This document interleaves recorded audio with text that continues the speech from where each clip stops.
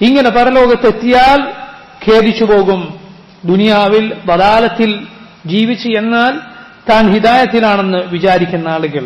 ബിദ്അത്തുകളുടെ സ്ഥിതി അതാണ്, ബിദ്അത്തുകളുടെ അവസ്ഥ അതാണ്. അതുകൊണ്ടാണ് സുഫിയാൻ സൗരി റഹിമഹുല്ലാഹ് അദ്ദേഹം പറഞ്ഞത്, അൽ ബിദ്അത്തു അഹബ്ബു ഇലാ ഇബ്ലീസ മിനൽ മഅസിയ വൽ മഅസിയതു യുതാബു മിൻഹാ വൽ ബിദ്അത്തു ലാ യുതാബു മിൻഹാ.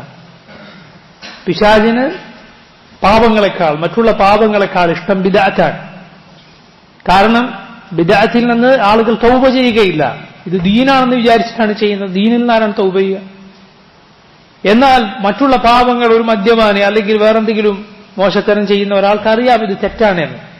അത് തെറ്റാണെന്ന് അറിഞ്ഞുകൊണ്ട് തന്നെയാണ് അവൻ ചെയ്യുന്നത്. അവൻ ഇന്നല്ലെങ്കിൽ നാളെ അള്ളാഹുലേക്ക് തൗബ ചെയ്ത് മടങ്ങാം, എന്നാൽ ഇവന്റെ തൗബ തടയപ്പെട്ടിരിക്കുന്നു.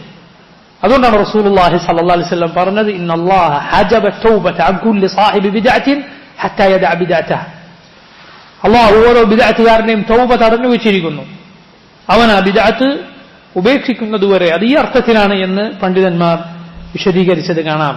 അഥവാ അവൻ ചെയ്യുകയില്ല, അതിൽ തൗബ ചെയ്യുകയില്ല.